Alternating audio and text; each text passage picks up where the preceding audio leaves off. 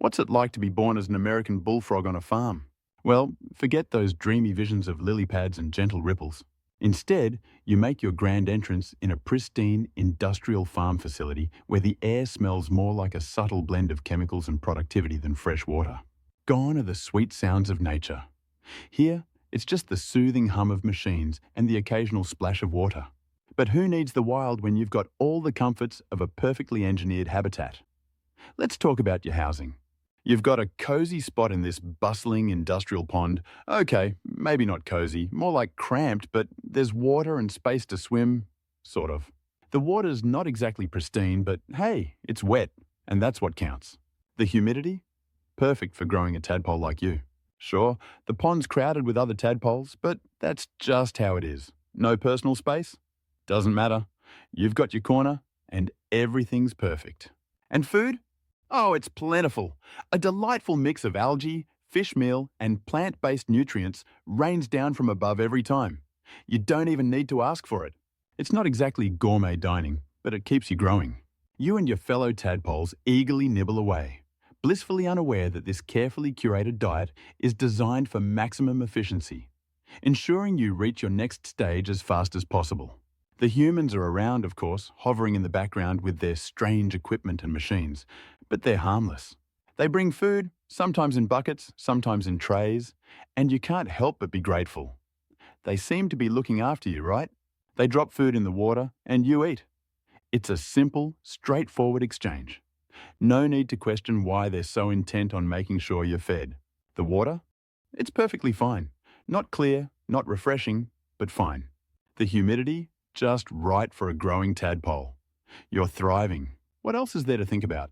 The world is simple, and your days are filled with more swimming and eating. As you grow, your little legs begin to sprout. It's not graceful, not even close. Your wiggly tail still flails behind you, and your spindly new limbs don't quite cooperate. You look ridiculous. And oh, the food situation has changed now that you are looking more and more like a frog. Gone are the innocent, plant-based meals of your tadpole days. You see, if you were growing in the wild, you'd be feasting on a rich and diverse menu. Juicy insects, fresh vegetation, maybe even the occasional small fish. Here? Oh, you're in for a real treat. The humans have thoughtfully curated a protein-packed meal plan consisting of ground-up fish bits, processed pellets that may or may not taste like cardboard, and, wait for it, your own kind. That's right. On certain days, when the humans are feeling extra generous, they'll toss in a few unlucky tadpoles as an impromptu snack. A little extra protein, they say. Totally normal. Try not to think about it too much. The humans? They come and go, keeping their distance most of the time. But sometimes, one will approach with a strange look in their eye. You're not sure what they want, but they never seem too interested in you beyond the basics, food and water. You could almost call it routine, really. Thank God they're nothing like the creatures you've imagined in the wild. Big, terrifying animals that hunt you down. You can't help but wonder, though, about the other frogs, the ones that don't swim quite as well as you. They just sit there, blending into the water, and you think, well, good for them. You, on the other hand, are a star athlete in the making. There's the occasional mention from the humans about something called market ready, but it doesn't mean much to you. Maybe it's some sort of contest, a goal you haven't quite figured out yet. They're not in any hurry though, so neither are you. You're just here, doing your thing, growing, swimming, and ignoring the murmurs in the air. Life is good. The future, while a little vague, seems filled with nothing but more of the same. And why not? Everything's been pretty great so far. So you keep living your froggy dream, blissfully unaware of the storm gathering on the horizon. But you don't need to worry about that now. And before you know it, your limbs grow stronger, your once reliable tail starts to shrink, and wait, where is it going? It's disappearing, bit by bit, like it was never meant to be there in the first place. Swimming becomes less natural, but hopping? Now that's your new superpower. One day, you realize your tail is gone completely. Just like that, my friend, your tadpole days are officially over. You've now unlocked Bullfrog mode, a brand new level in the game of life. And what does this next level entail? Well, before you even get a chance to figure that out, bam, you're scooped up and tossed onto a wet, wriggling pile of fellow fresh-faced bullfrogs. Welcome to your first great reality check, sorting day. See, In this fine establishment, not all frogs are created equal. Oh no, the humans carefully examine each and every one of you. They scoop you up, glance at you for about 3 seconds, and chuck you into one of several holding tanks. The rules? Simple. Big frogs in one enclosure, medium frogs in another, and the tiny, pathetic stragglers in their own sad little pile. You land somewhere in the middle. Not quite the runt pile, but nowhere near the heavyweight division either. And that matters, because size determines everything here. Where you live, how much you eat, and most importantly, whether you spend your days shoving or getting shoved. And with that, you're unceremoniously dumped into your new home, surrounded by a sea of other mid-sized bullfrogs. More competition, more chaos, more frogs. See, you're no longer just a tiny speck in a serene, watery nursery. No, you're now in the thick of it, thrown into an ever-growing mob of fully formed bullfrogs, all scrambling to survive, to eat, to figure out what exactly happens next. And here's the problem. Some of them are slightly bigger. Some are just that bit faster. Some have already cracked the code. Get to the food first, stay bigger and faster forever. And you? You're learning the fine art of being shoved aside like an afterthought during feeding time. Speaking of eating, have you noticed that the all-you-can-eat buffet isn't quite so all-you-can-eat anymore? It used to rain down like a gift from the heavens. But now, you actually have to try. You have to compete. And worst of all, you have to deal with him. Yes, him, the undisputed king of the enclosure. The absolute unit who parks himself in the best spot, gobbles up the food before it even hits the water, and occasionally gives you that look. The one that makes you wonder if he's weighing his options between another pellet or you. Oh, didn't I mention?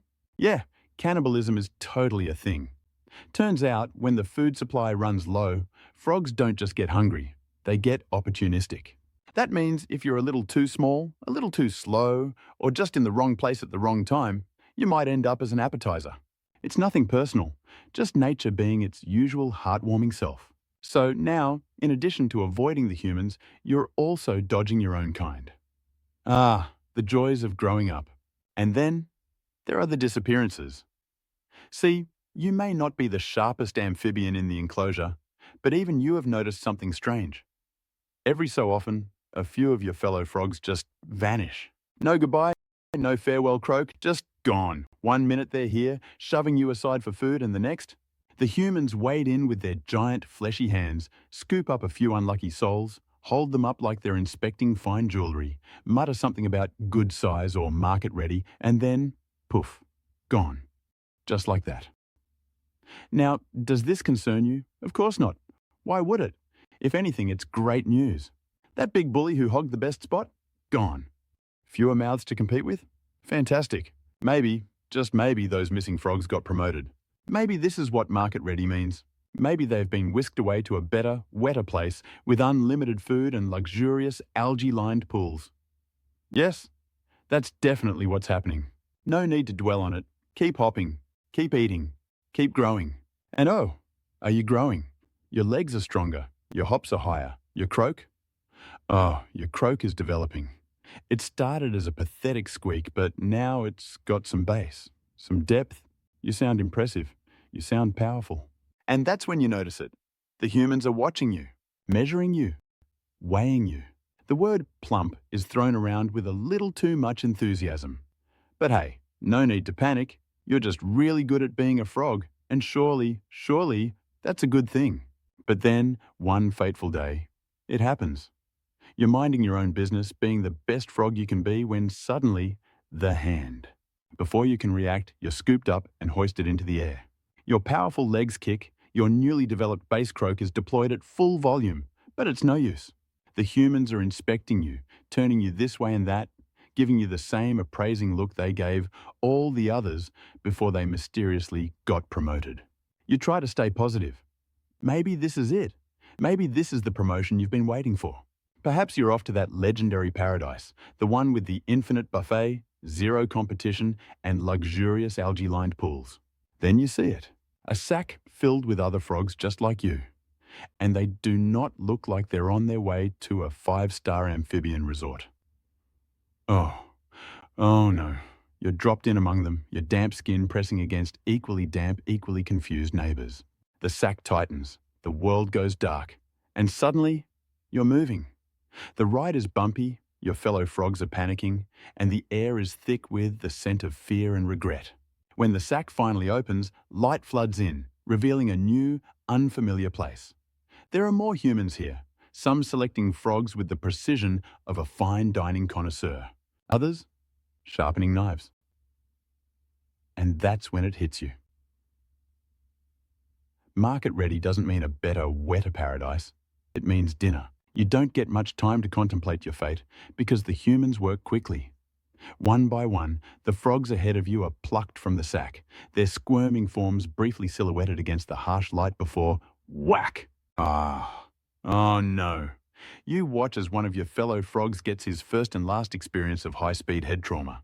A swift, practiced blow to the back of the skull, and suddenly, he's not struggling anymore.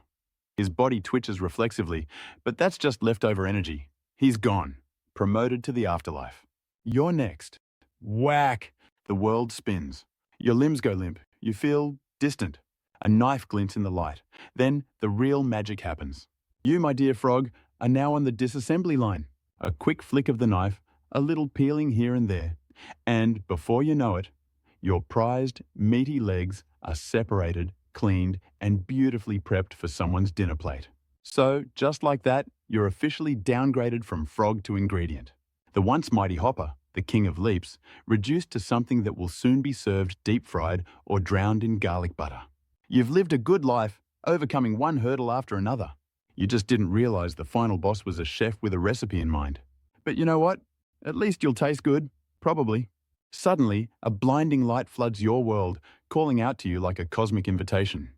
You hop toward it, curious but clueless, and bam! You open your eyes to find yourself reborn as a house gecko. So, is this new life going to be an upgrade from your last? Watch this video to find out more.